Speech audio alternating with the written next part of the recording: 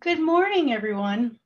My name is Bernhard, and I have the pleasure of being the worship associate for this Unitarian Universalist Coastside Community Service today.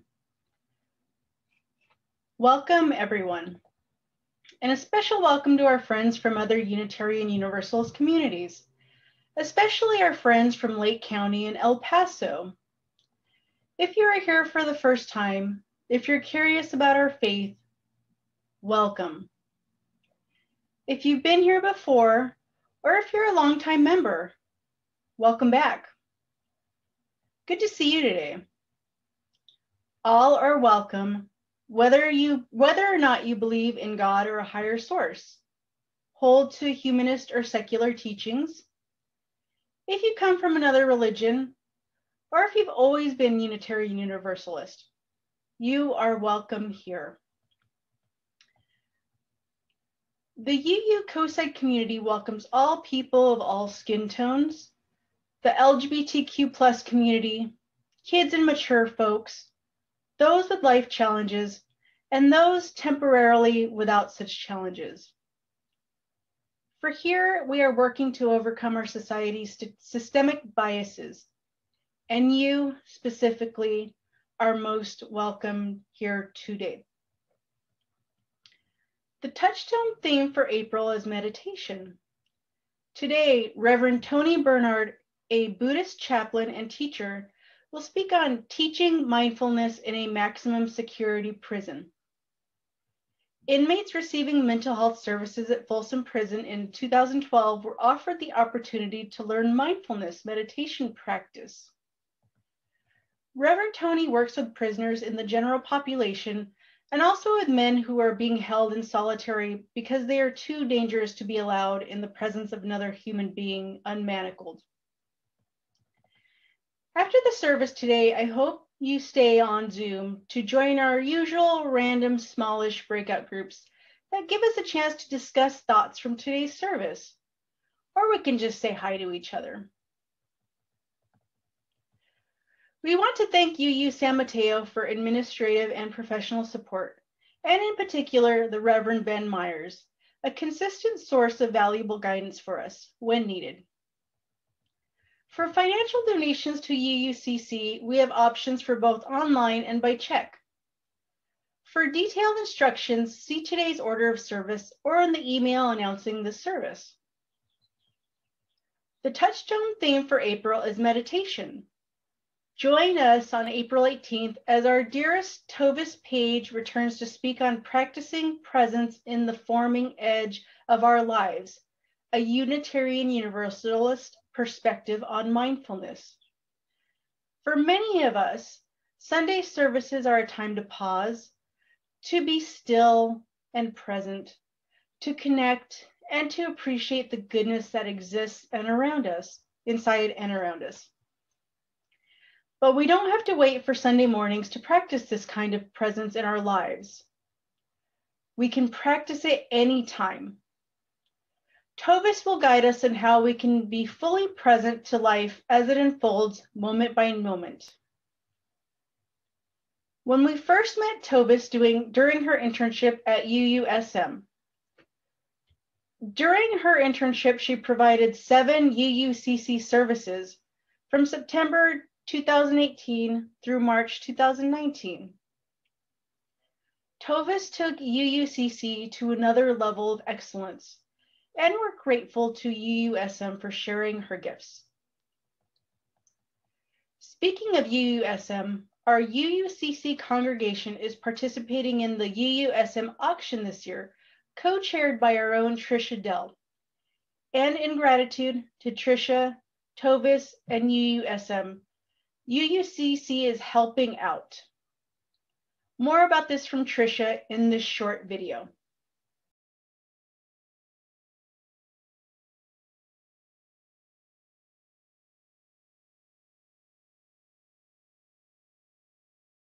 Hi, I'm Tricia Dell. Today, I come to you wearing 2 hats. With hat 1, I'm a co-sider, showing up because I really love UUCC, what it stands for, and I care about its future. With hat 2, I'm the co-chair of UU San Mateo's upcoming silent auction and virtual gala. One reason I said yes to taking on this role is because of the theme, All Together Now. You know the old Beatles song. Another reason is that UU COSI community will share in a portion of the proceeds. Yay.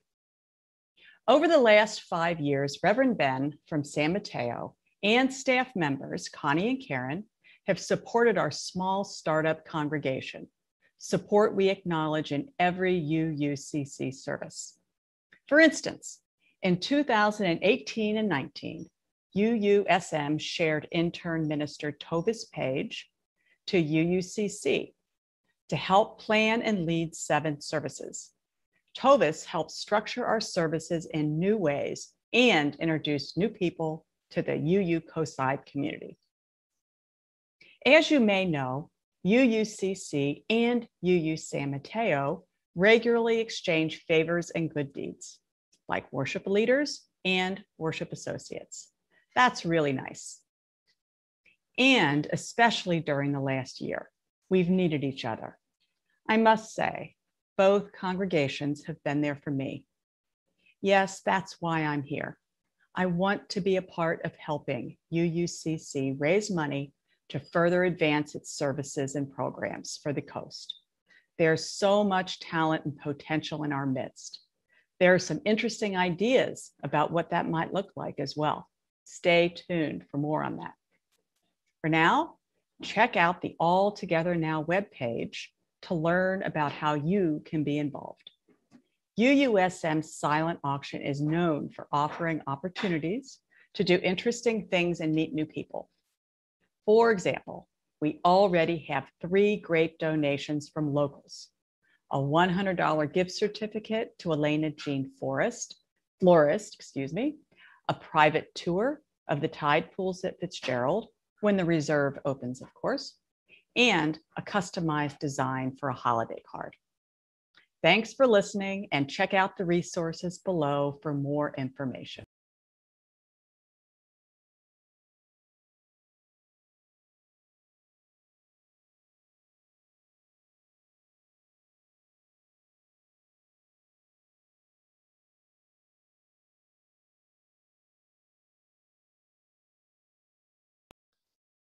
Hello, everybody. I'm Tom Devine, and we begin our service today with a beautiful hymn made famous by Cat Stevens in the 1970s, Morning Has Broken. I've arranged it for our new UUCC choir, so please feel free to sing along with us as you are moved to do so.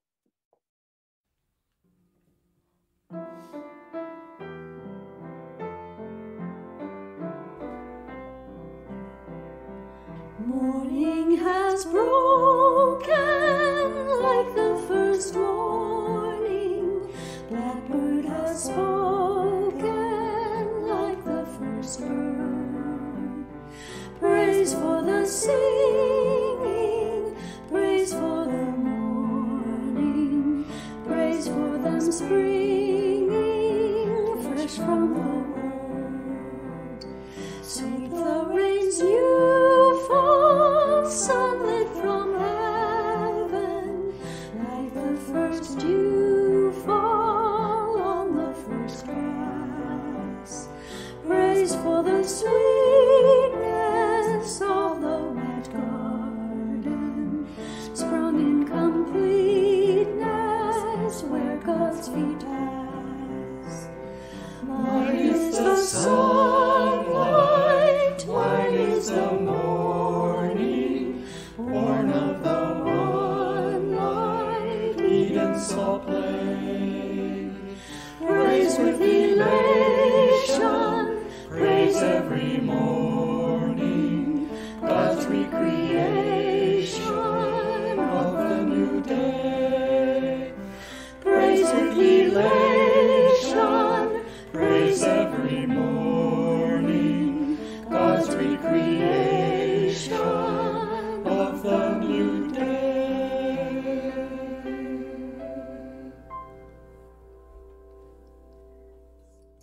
Good morning. I hope you'll enjoy my little pyrotechnics right here. Sit back and relax.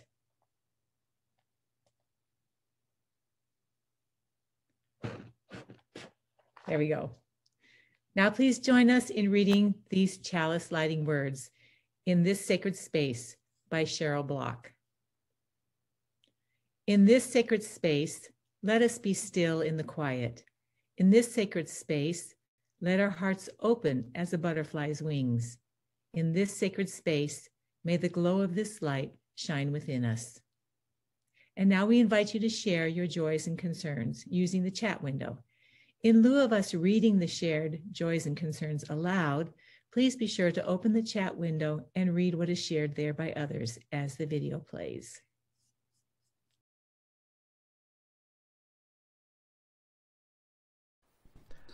One of the ways we create our beloved community is by sharing our own joys and our concerns with one another and finding support from our community.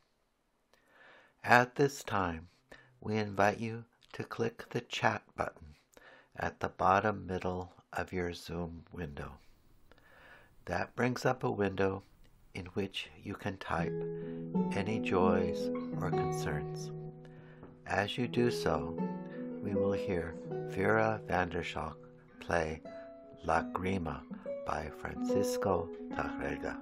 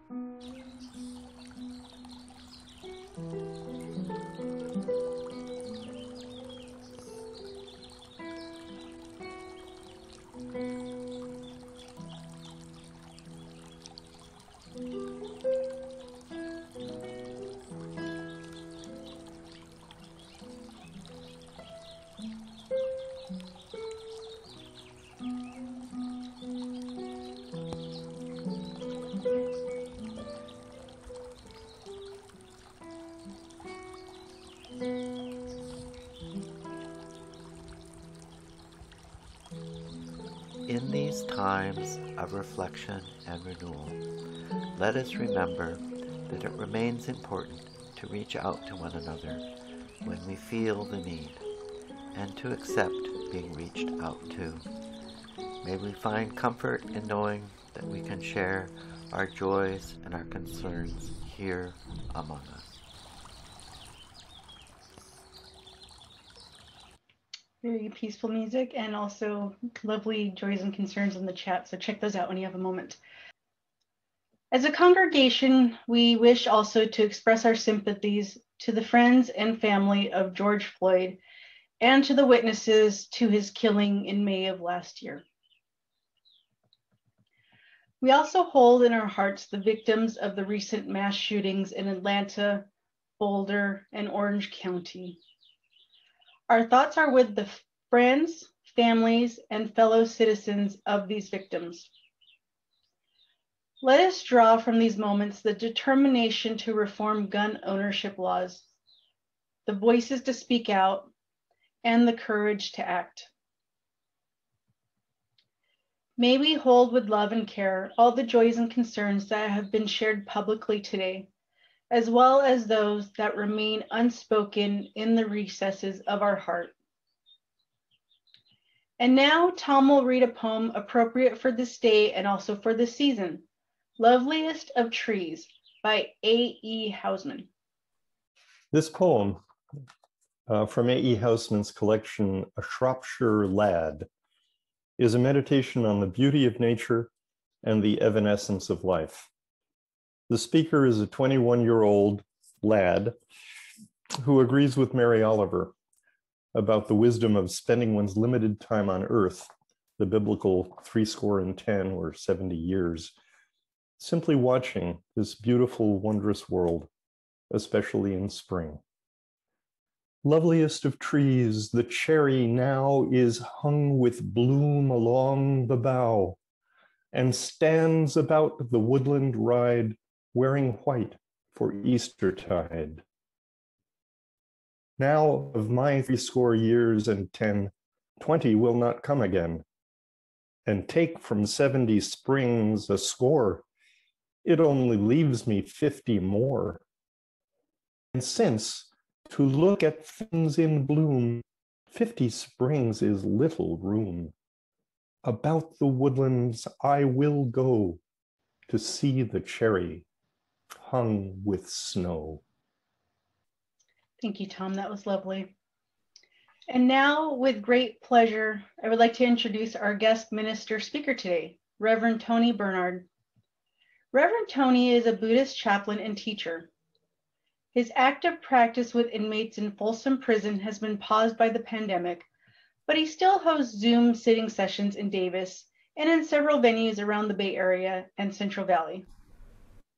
His practice is non-traditional, guided by his chaplaincy work in prison, his teachings over many years, and by a study of the early Pali scriptures. Welcome, Reverend Tony. Well, I'm really pleased to be here on the coast. the Zoom trip to the coast. I started teaching at Folsom Prison about almost 10 years ago, until that was paused because of the pandemic. I started with doing Buddhist services for men who were interested, and then moved on to doing mental health work. So I thought I'd start by just saying a few things about what a maximum security prison is like, because not everybody knows. It's not a pretty place. It's just in terms of the structure. The walls are gray concrete. The floor is gray or beige linoleum. There are no decorations. Anything that's on the walls. Oh, he's putting up some pictures. These are pictures of the cages that I worked with the men in when these were the men who were in solitary. These cages are called therapeutic modules, which at first I thought was just a euphemism for cage, because when you look at it, it looks like a cage. It's like a large phone booth.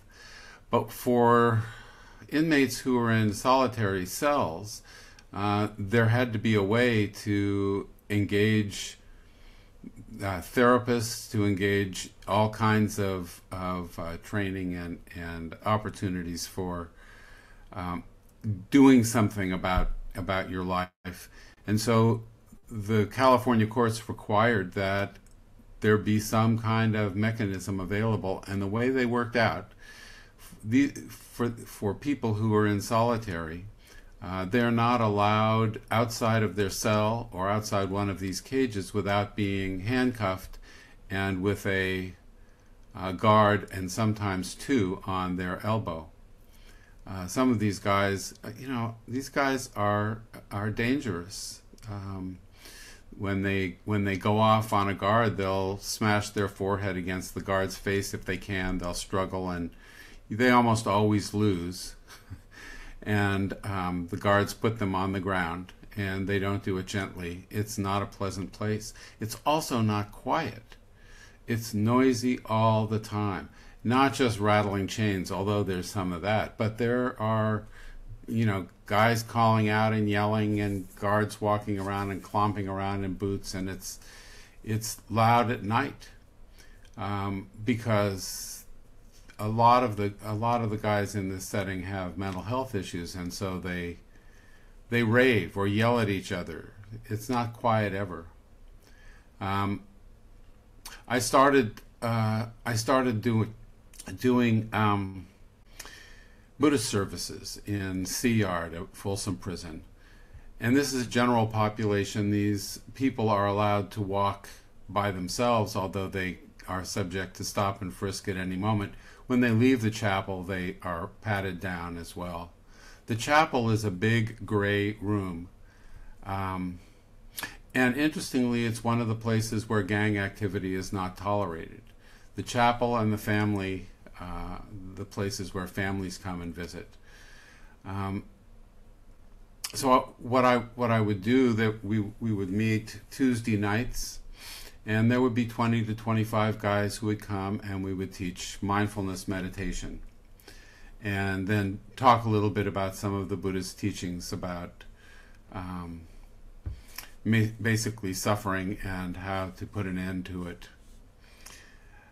After a bit, I was contacted by the CEO. It was amazing to me to think that the prison has a CEO for health services. And she contacted me and asked if I'd be willing to teach mindfulness to the psychology staff. This includes psychiatrists, psychologists, social workers, psych techs. Folsom Prison has 85 psychologists on staff. And so I did some teaching for a bit, and about 50 or 60 of the staff. And during that time, conversations began about offering mindfulness teachings to the inmates. And they started with the people in solitary. They started with people in the cages. And I didn't really know what I was getting in for. All of the people who came were referred by their clinicians. And so none of them were being forced to come against, if they said they weren't interested, they didn't. Still, I would get guys who would sit and just stare at me, not move. There was challenging going on. And there were people who were interested. I can say that both for the people in the cages and the people not, I didn't find anyone there whose childhoods were not severely traumatized. So we would meet in a room with cages like this. This was the scene from inside one of the cages. And I would have 4 people, maybe 5, 3, sometimes 2 even, at a time, and we would meet for 2 hours at a time. And I would teach mindfulness practice. Let me say a couple things about mindfulness practice, or at least the mindfulness practice that I taught. The idea is that if we bring our attention to what's going on in the present moment, we'll see things differently.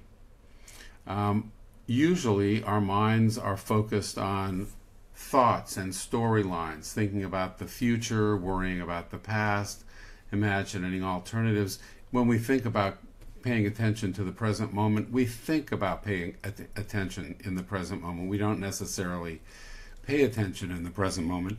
There's a lot going on that we don't usually notice. For example, at this moment there is feeling in your feet, but you weren't paying attention to it until I pointed to it, and you can check out it's there. But we just don't pay attention. Our attention is focused pretty narrowly. So what we do to bring our attention to the present moment, we use, as a beginning practice, we use the breath, the feelings of the breathing, because those feelings are always in the present moment. And using the breath as a marker for the present moment. The physical sensations are always present. Now, some of the guys would, of course, they would be skeptical and sometimes derisive. So one of the things that I would do would be to say, and this is something we can do here for a moment, I would say, you know, if you guys are so high, I bet you can stop your thinking. And they'd say, well, sure. So I would take a minute.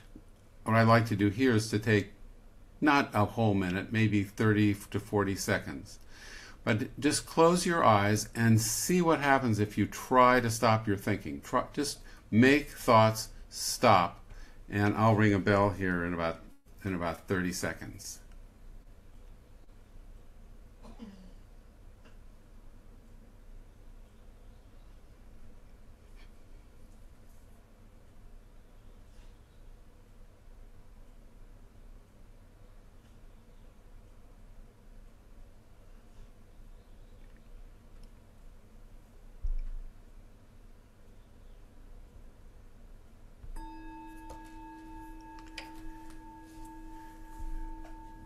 It's a shock to a lot of the guys. I mean, our brains, our neurology is working all the time. It's like the breathing is just happening. The heart is pumping and the mind is thinking.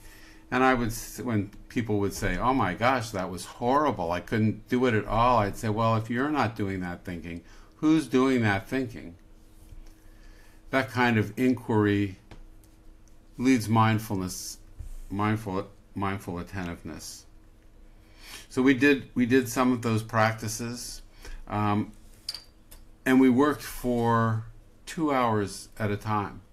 There are routines in the prison and even in solitary confinement. So prisoners are brought into those rooms for groups. There are groups of prisoners who meet lifers.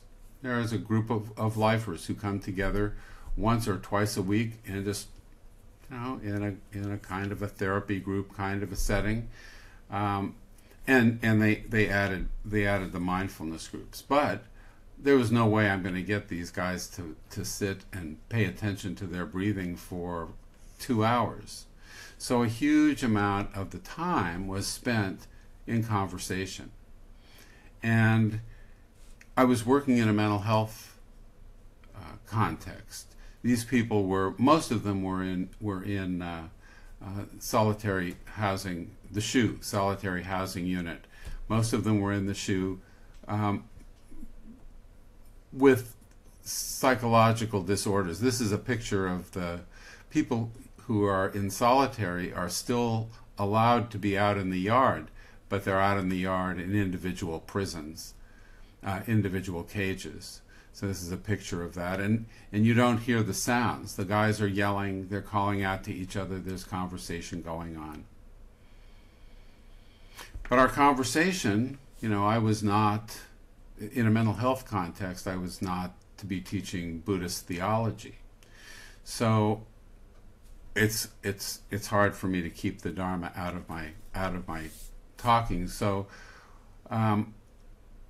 the conversation focused around the way we respond to the things that happen to us in life. So the first of the Buddha's Noble Truths, I translated to them as shit happens. Nobody ever disagreed with me. There's suffering in life, there's dissatisfaction. Nobody ever disagreed. The second truth, we usually make things worse. And I think the notion of not making things worse was probably the single most effective idea that moved the men, because they could understand not making things worse. Shit may happen, but they didn't always have the skill. So we would teach a lot of different exercises. One of the exercises that I taught was what I came to call the 3-breath trip. One of the guys I was working with, let me say, the prison decided that this mindfulness stuff was working pretty good, and maybe mindfulness-based pain management, maybe we don't have to give them all these pain meds. Maybe we can. So they put me together with guys not in solitary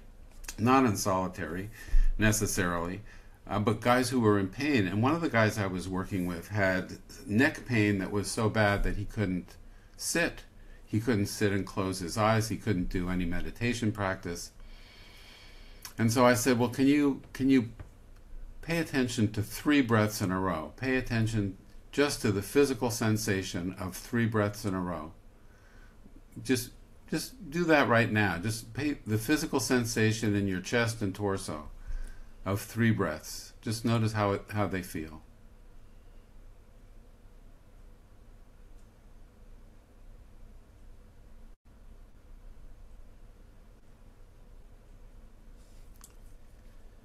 So I told them they didn't have to close their eyes, change their position, do anything. They just pay attention, bring their attention to 3 breaths. And I said to this guy, I said, see if you can do it 3 or 4 times a day.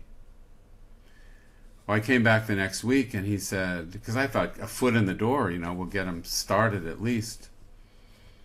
Came back and I said, so how did it go? He said, I'm doing it 50, 60 times a day. I said, holy jumping, what are you doing? He said, well, I watch a lot of TV. And every time there's a commercial break, I take the 3-breath trip. And that's where the name came from. Takes the 3-breath trip. And I taught the 3-breath trip there for years. It was particularly effective. One of my friends, I call them friends, one of my friends there was going for a court hearing, and he was standing in front of the judge, and the judge picked up the pleading, looked at it, and said denied. And Kevin said, I could feel the anger just surge. It just came up. I almost screamed at him, you didn't even read it. But instead he said, I took the 3-breath trip. And he managed to not go off, and the next day the judge approved the motion. And Kevin said he never would have if I'd gone off on him. So, you know, the 3-breath trip became a pretty powerful tool. For Darnell, who was doing this 50, 60 times a day, I came in after I'd been working with him for about 6 weeks. I came in and asked, how are you doing? And he said, you know, it's very strange. He said, on my way over here, I passed some guys rat-packing another guy. That's where they get around and kick somebody until he's damaged or dead. And he said, I used to cheer those guys on, but this time, he said, it seemed kind of sad. It's just a change that happened to him. I work with a guy named Jimmy, who an old biker. He must have been 70. And after working with him for about 6 weeks, maybe 2 months, I came in. He was in a cage and chained on his legs as well. And I said, how are you doing? He said, well, you know, this week I went off on a guard, and they put me down hard. I'm hurt. He said, but you know, it was my fault. And I heard his clinician behind me gasp. And 2 weeks later, when I asked him how it was going, he said, you know, something came out that one of the guards called him a name or disrespected him somehow. And he said, you know, I didn't respond because I knew where it was going to go. And I thought, that's progress for him. It had never occurred to him in his life that he didn't have to respond with anger and violence to being disrespected. I taught them not to be real. That's the street ethos. Be real. I said, be smart, don't be real. And I had several people go through major changes as a result. Still, one guy was in solitary, said this practice had changed his life. He said, but you know, I spent all morning this morning trying to figure out how to lure one of the guards in here so I could stab him.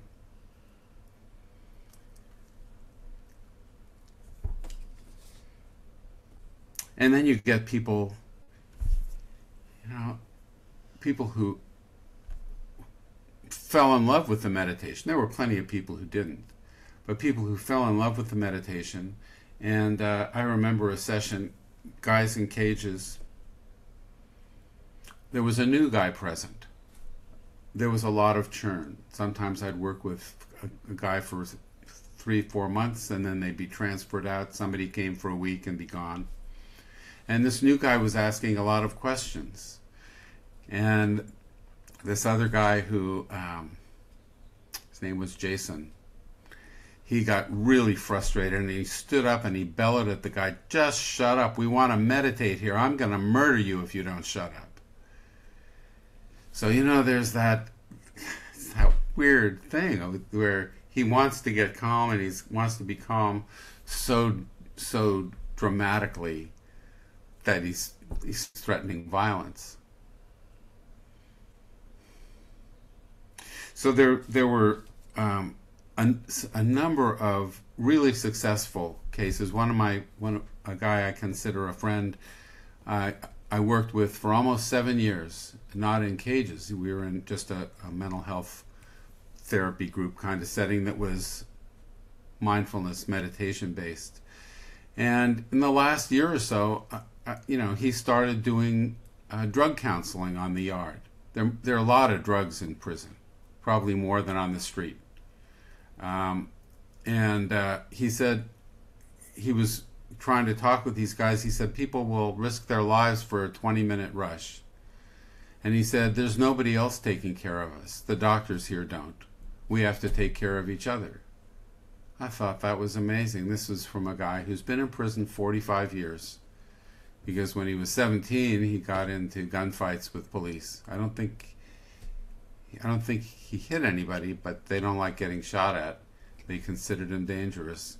And at age 17, he was 25 to life.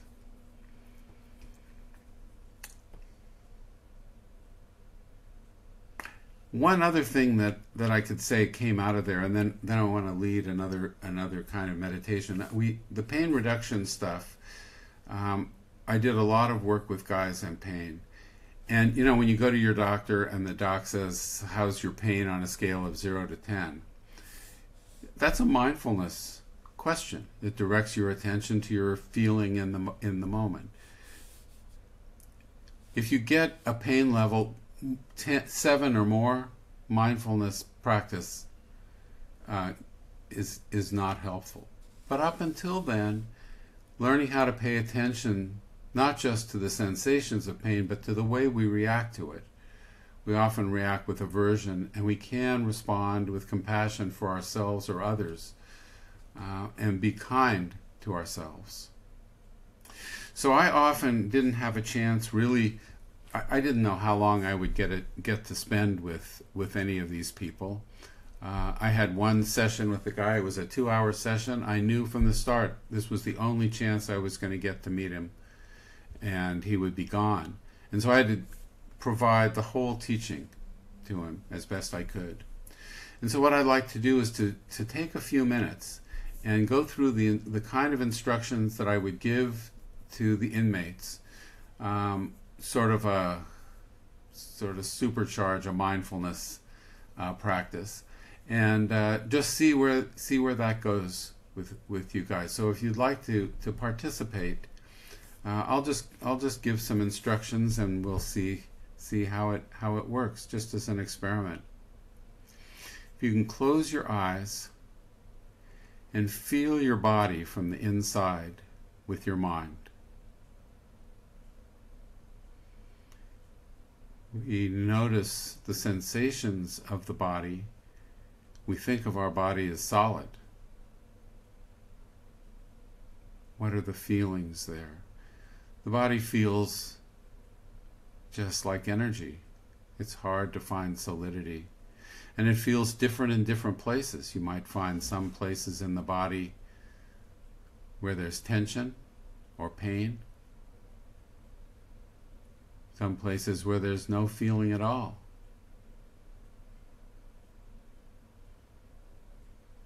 You bring your attention to the sensations in your chest and torso. You can feel the body breathing. We use the sensations of the breathing in this practice because those feelings always exist only in the present moment.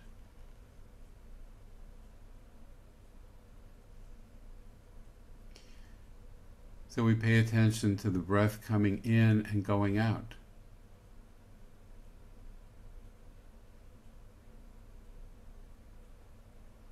Thoughts come up and distract us, and when we become aware that the thinking has distracted us and we've lost track of the breath, we just bring the attention back, because the mind will think. The practice is coming back to the breath again and again.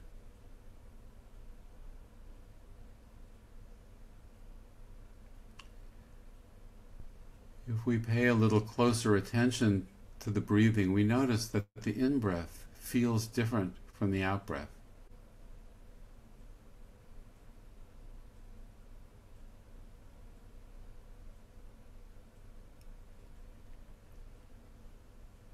And if we pay closer attention, we can notice that the beginning of the in-breath feels different from the middle and the end.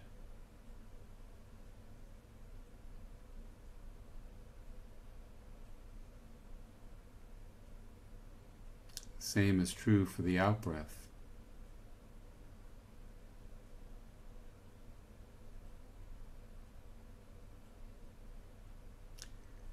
Sometimes people notice a space between the end of the out-breath and the beginning of the in-breath.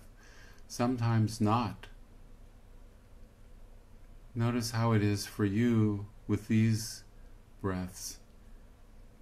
Whether there's a space at the end of the out-breath before the in-breath starts.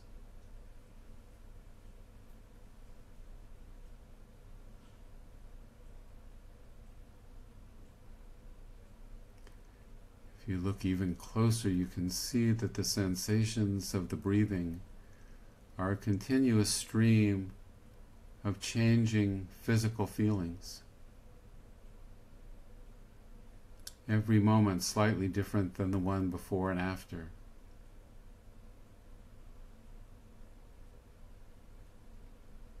Happening on its own.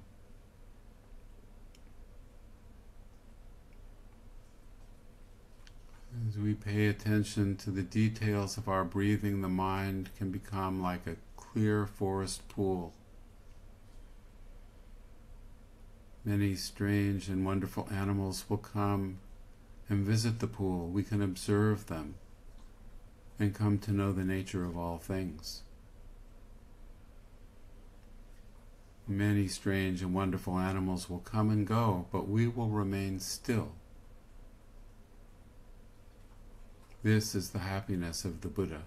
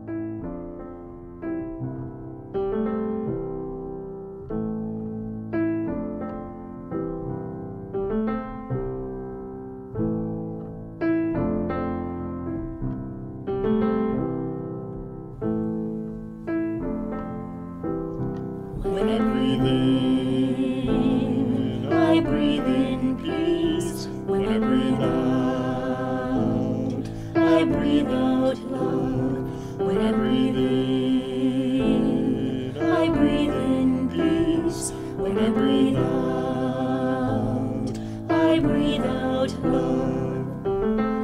When I breathe in, I breathe in peace.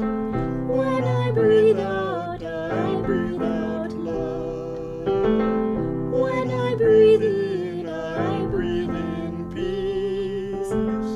When I breathe out, I breathe out love. When I breathe in, I breathe in peace.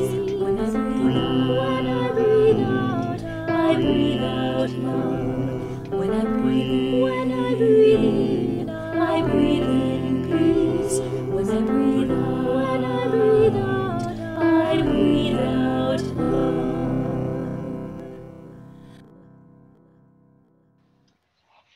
What a beautiful service today. Thank you again, Reverend Tony, for sharing your wisdom with us. Being part of a community can be life-changing. There is something about building community that is nourishing. One of the ways that we build community is by giving. Giving can look like many different things. One way to give is by donating to the Unitarian Universalist Coastside community. Another way to give is by sharing something that one can say is even more valuable than money. That is time. UUCC is looking for volunteers for the Compassionate Caring Committee, choir singers, a social media coordinator, a Zoom session manager, and a newsletter editor. If you choose to give by donating, in the chat, you will soon see instructions for online donations. As your generous spirit moves you today, please feel free to contribute what you can to UUCC, either by check or online. Such contributions allow us to continue. These contributions construct a sharing that binds us, as we experience with one another the joy of shared gratitude. As this community inspires us, cares for us, expands our hearts, supports us in serving the world, please give generously, with respect, with love. Please follow the instructions in today's order of service. Today's offertory is a lovely Easter song, Lord of the Dance, composed by Sydney Carter and performed by Mo Robinson. While collections take place, Mo will introduce the song. Our song today is Lord of the Dance by Sydney Carter, the English Quaker poet and songwriter. The narrator of the song is quite clearly Jesus, so it might help to hear what Sydney Carter had to say about him. He said, I see Christ as the incarnation of the piper who is calling us. He dances that shape and pattern which is at the heart of our reality. By Christ, I mean not only Jesus. In other times and places, other planets, there may be other lords of the dance.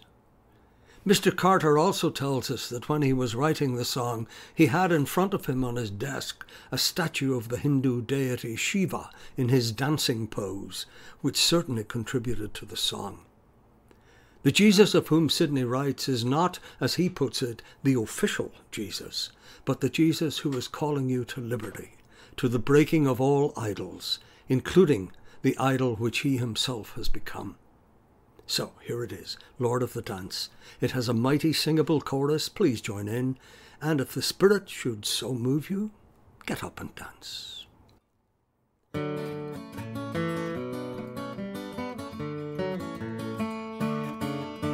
I danced in the morning when the world was begun. I danced in the moon and the stars and the sun came down from heaven, and I danced on earth. In Bethlehem I had my birth. Dance then wherever you may be. I am the Lord of the dance, said he, and I'll lead you all wherever you may be, and I'll lead you all in the dance, said he.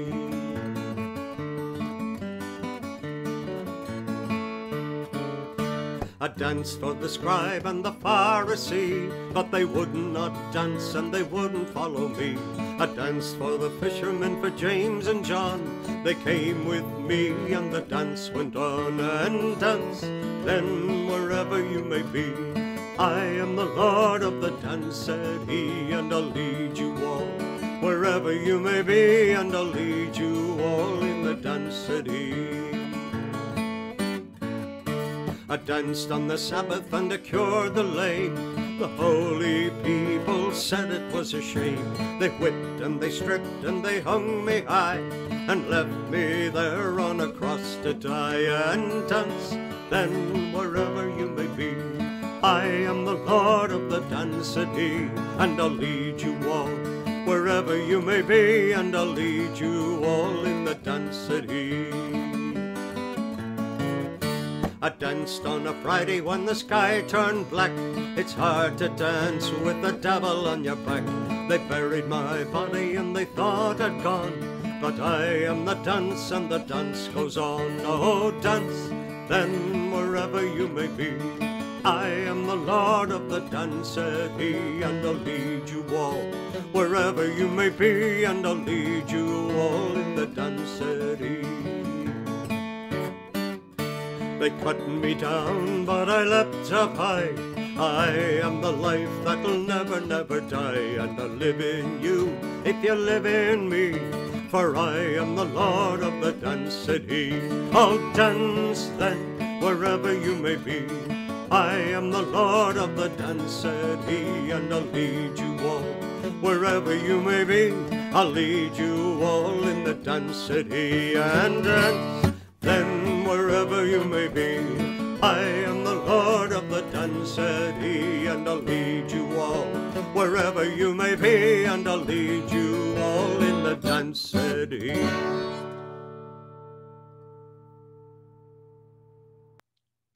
We will now extinguish the candle flame.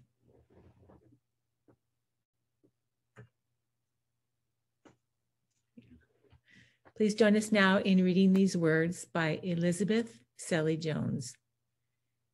We extinguish this flame, but not the light of truth, the warmth of community, or the fire of commitment. These we carry in our hearts until we are together again.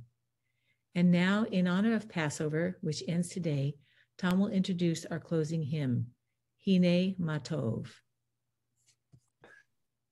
We end with this traditional Passover song with words from Psalm 133. Hine matov umanaim shevet achim gam yachad, or behold, how good and pleasant it is for people to dwell together in harmony. And we're blessed today to have Gigi Cohen from Lake County UU to sing it for us. The tune has two parts, and they can be sung as a round, as you'll hear. And thanks to some digital ledger domain, as it were, you'll hear Gigi singing both parts. Please feel free to join your own voice to hers using either the Hebrew or English words shown on the slide you're about to see. Hine ma tovu manayim shevirachim gam yachad. Hine ma tovu manayim shevirachim gam yachad. Hine ma tov shevirachim gam yachad. Hine ma tov shevirachim gam yachad. Hine ma tov shevirachim gam yachad. Hine ma tov shevirachim gam yachad. How good it is and how pleasant for people to live in harmony. How good is it and how pleasant for people to live in peace. How good it is and how pleasant for people to live in harmony. How good is it and how pleasant for people to live in peace. This was a wonderful, informative, and educational service today. Thank you, Reverend Tony, for your inspirational story and guided meditation. We want to acknowledge our first Sunday production team, Artistic Director Noreen Cooper-Hevlin, and our Session Management Engineer Bruce Raffnell. We also want to acknowledge beautiful music by Tom Devine, Mo Robinson, Shauna Pickett-Gordon, and Vera Vanderstock, and our UUCC choir, and our guest soloists, Linda Grace Frost and Gigi Cohen. Thanks to all of you for participating in this timely service. And thank you for being here with us today. I hope you'll join in the breakout rooms immediately following. We would like the breakout rooms to be a safe place where we can talk openly and honestly about our topic today. We also want to remind people that what is said here stays here, but thoughts and concepts we learn and are inspired by can most definitely be shared. Please be thoughtful of time so that anyone who wishes to speak has the opportunity to do so. Here are some discussion points to consider. What do you make of the experiment of trying to stop your thinking? Focus your attention on the sensations of the breathing in your chest and torso for 3 normal breaths. What is your experience with this short practice? In just a few moments, Bill will give everyone permission to unmute themselves. Have a very enjoyable and safe week.